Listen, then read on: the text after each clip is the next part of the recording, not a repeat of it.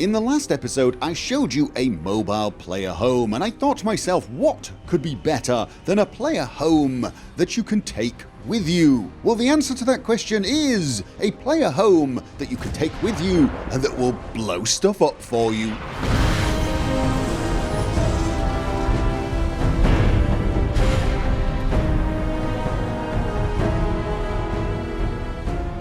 In the last episode, I did cover a mod called the Red Wave, which is a player home that comes in the form of a boat. You can travel around the Commonwealth with this home and have all the creature comforts that you need, storage space, and of course those essential crafting stations. And immediately on that video, a lot of people sent me suggestions and requests to cover a few other such mods, and so that's what we're going to do this week. I have got a few that I would like to look at. The first such mod is called APC Transport. I've actually had this mod on my to-do list for quite some time. It just sort of fell through the cracks, so my apologies for that. The concept is fairly simple. It is a basic player home that is inside one of the small armoured personnel carrier vehicles that you see dotted around the Commonwealth. The home itself can be found inside if you drop the tailgate, and to do that there is a small button on the side. You press that and you get this very small but functional little home. There are a variety of containers for all your stuff. There is a bench to sit on if you need to pass some time, and there is even a bed that you can activate here. It is a bedroll and it will place a sleeping bag on the floor, and you can use this to, guess what? Sleep. There are not a lot of options for crafting. All you have really is this stove on which you can cook a lot of meals. This is actually fairly useful for people who are playing survival, obviously, and of course this type of home is really aimed at that sort of player. Obviously, one of the main reasons to have such a player home is so that you can travel around the wasteland with the home, and you do that by activating the front of the vehicle, and it will give you a variety of destinations. There are actually a lot of places that you can go to. As far as I can see, there are no places in Far Harbor, which does make sense. There are also some other key destinations, including the main city, so if you want to travel to Diamond City, you can. You select your destination and the screen goes dark and you basically fast travel. And here we are at Diamond City. Now, you do use fuel to travel. You can find the fuel storage at the back, and you're going to need nuclear material. You don't get this traveling for free. One thing you do get for free, however, is a mobile artillery base. Well, it's not quite free. You do have to pay for the shells, but it is worth it. You use this pretty much the same way you use the artillery with the Minutemen. You're going to equip a flare. In this case, it's called the APC Artillery Flare, and then you're going to throw it wherever you wish the strike to occur. Now, you've got quite a lot of range with this flare. Quite a lot of range, as you can see. If you've not fired the flare yet, the first time you do, you will get asked what sort of ordnance you wish to use. Don't worry, you can change this at any time. I'm going to use high explosive for the first time. There you go. You can change the ordnance. I'm going to change it right now using a holotape. If you go along to miscellaneous, it comes under settings holotapes if you are using a sorting mod. It's called the APC Travel holotape, and you can go to artillery settings, ammo selection, and I'm going to change to plasma. I've created some plasma shells. As you can see, you've got a variety of different flavors of aerial death, and then I'm going to throw it at these Brahmin over here. The range seems pretty impressive, actually. I've not tested the limits of it. There we go. It was a little quieter than the high explosives. I like the high explosives, I won't lie.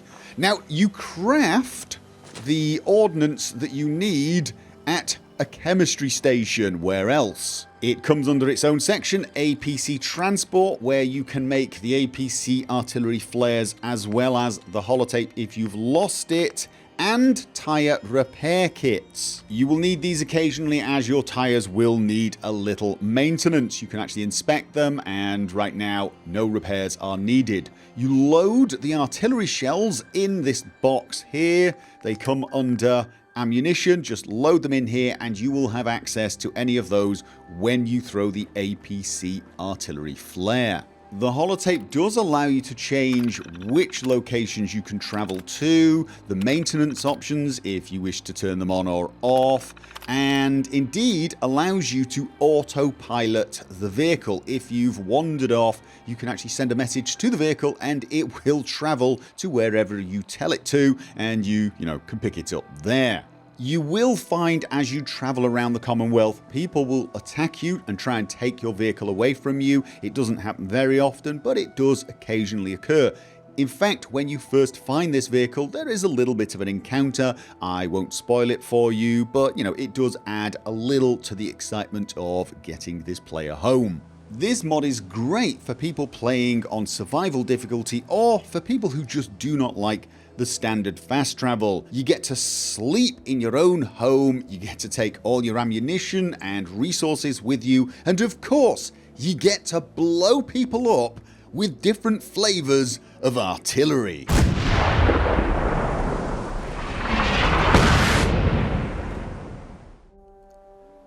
Are you pleased to see me, or is that a really big APC in the background? No, it really is a very large APC. This is APC Home on the Move. It's basically the stretched limo of the mobile homes. Unlike the previous mod, you don't drop the tailgate down to expose the interior. Rather, you click on the door at the back and you enter a self-contained little player home. As you can see, this place is very dark and atmospheric, but I'm going to turn my Pip-Boy light on so that you can see the level of detail that has been added to this interior. It really does look very lived in. I really do like basically everything about this. There are of course some storage spaces, for example first aid, equipment drawers, you've got lockers for your guns, and there's even a safe for your resources. Now these are the resources that will be used by the crafting stations. Now when you first find this vehicle, it's actually in a bit of a mess. You will need to do some repairs. However, once you've done that, you can also start adding crafting stations to these crafting slots. As usual, you do this at the chemistry station under utility. You may also need some fusion cartridges, and you'll notice they use fusion cores. I'll get back to that in a little while. You will need some upgrade packs. I'm going to make a few of these. Then you go to the crafting slot, you hit upgrade, it will tell you what can be made there. It's cooking utensils. I will craft that and I will now be able to make meals in this APC. If I click here, this is for armor. Now, I will actually get some options here, Infiltrator Commando or Steel 1. There's no real difference as to what this does. It's a basic armor crafting station. However, you can choose how it looks. If I want very, very light armor, Infiltrator, I can have a desk that looks something like this. Don't worry if you try something out and decide you don't like the way that looks. You can change that here. Weapon and armor style reset. I'm going to reset the armor and go back. It is now back to being the cardboard box. I'll use, let's go for commando, run and gun, and you'll now get a new look and feel. In all other ways though, it behaves like a standard armor workbench. On this side, I can create a weapon bench. I'm going to go for ballistic, but again, you can have an energy weapon look or a melee look. Again, it doesn't matter what you pick, you can do all the same work at that bench. There is also a container here, the vault crate. If I unpack this, it gives me a chemistry station, which is nice. So you can now do all of your upgrades from in here. Unfortunately, and quite reasonably, there does not seem to be a power armor crafting station. That's probably a little too large for this. However, this will cover most of your crafting needs. There is a sofa that can be used as a bed if you wish to sleep. However, there is also another cool little feature called the typewriter, which will allow you to save your progress. This is a way of saving without sleeping. If you like the mechanic behind only saving at certain places, but you don't like the idea of constantly having to take half-hour naps, you could use this typewriter. One of the cool things about this is the way you actually travel. There is a map on the wall and you select the destination. So for example, I'm going to pick Diamond City. No fusion cartridge in the reactor. Actually, that gives me a good chance to show you that. I need to make a fusion cartridge. Now, the fusion cartridges are the fuel of choice for this vehicle, and you do need a fusion core. I don't actually have the materials in here yet, so I need to create this outside at my settlement or transfer some resources into the vehicle. I now have some fusion cores or fusion cartridges. I will insert one here. I can now travel. You should know you get about 3 trips, well, it's exactly 3 trips per cartridge. That makes traveling with this vehicle quite expensive unless you've got a lot of spare fusion cores. There's a bit of a trade-off there. It's probably quite reasonable when you consider how much power it takes to run from, say, here to Diamond City in your power armor. You'd probably use most of the fusion core anyway, and this vehicle is a little larger. So let's now travel to Diamond City. There we go. You actually appear at the driver's seat, so it's like you've plotted your destination and driven there, and now you step out into the fens. At the time of making this video, this mod does not actually give you artillery strikes. However, it was mentioned as a potential upgrade on the page. The mod author seems to be quite active, but all round this is a great alternative. The interior is amazing. It obviously has the advantages of having more crafting stations, but it does have the disadvantage of having a lot less locations to travel to, and of course it uses fusion cores. That's all quite reasonable, but you're going to have to take that into account when deciding which of these mods you think is more for you. A great alternative to fast travel, and honestly a great player home in its own right. And finally, if you want all of the convenience of a mobile player home, but you do not want to be restricted by where you can go, this may be for you. This is the Vertical Takeoff Outpost. And it may not be pretty, but it really will take you pretty much anywhere. Doesn't matter whether it's Far Harbor, Nuka World, or anywhere in the Commonwealth. This vehicle will allow you to go to any settlement that you have built a landing pad on, or to any landing zone that you have named or numbered with a beacon. This does mean you have to have visited a place before you can travel there, and in the case of a settlement you need to have built a landing pad for the vehicle to land on, or use a VTO-LZ beacon if you're not at a settlement, and place either a named landing zone or a numbered one. So for example, LZ Alpha. But don't worry, you can actually call the VTO to you once you have placed a beacon using the VTO Remote Navigation Interface holotape. I'm not going to tell you where to get that, but you will need to get that and enable it in the VTO itself before you can do this. That gives you something to do, doesn't it? And then once you've done that, you can access the navigation terminal. I'm going to go to LZ named LZ Alpha, and then fire all engines. Once I leave the Pip-Boy, the screen will go dark, and the vehicle will travel to me.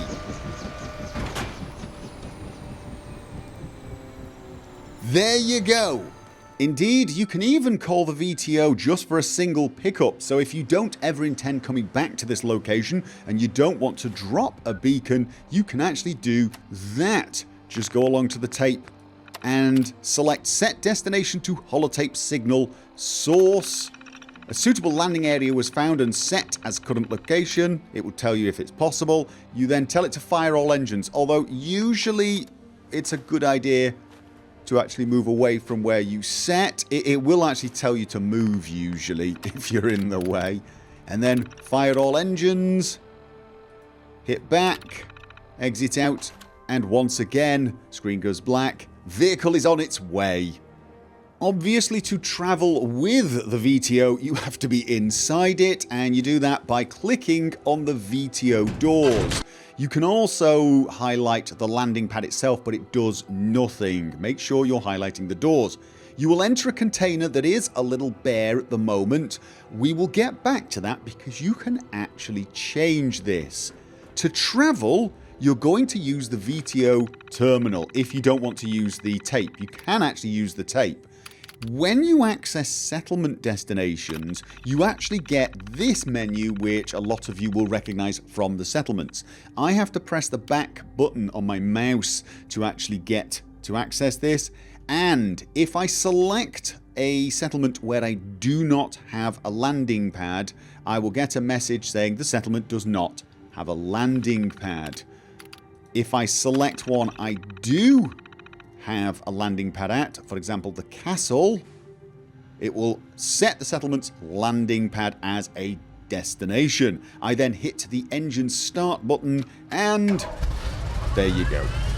If you're traveling to a settlement, you can actually do it a little quicker by clicking the settlement's destination console, which will go straight to that menu. This vehicle does use coolant as you travel, and you will need to make that yet again in the chemistry bench. You place it in the coolant receptacle here, and then once you've done so, just click the coolant cycle button. It will also tell you how much coolant you currently have in the system. Now, apart from being able to go anywhere, the other strength this mod has is it actually acts as a mini settlement. You can scrap most of this if you wish. I'm going to do that right now. And you can build whatever you want.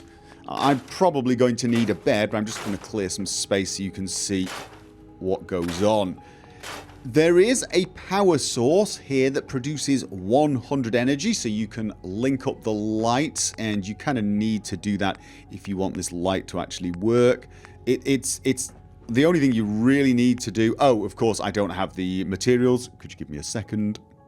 Okay, so I place a conduit there and then wire it up, and I will now have light in this place. But I can build whatever I want. You could lay this out to look as neat as possible or as messy as possible, completely up to you. The important thing for me is you can make crafting stations, and it includes these really small ones, which is obviously going to be very useful in a place this size. There is a chemistry station, which seems to be a modified stove. A few little additions. There is no, I don't want that one. I definitely don't want that one in here. There is a cooking stove, which is a little different. And this is the brilliant thing, there is even a power armor station that does not require the frame. This one can be made to fit in here. For example, like that, if you want. And of course, you might be using one of the modified ones that is a little neater, and that's probably what I would actually do. But you can actually use this tiny little one here. I'm also going to show you the weapons workbench.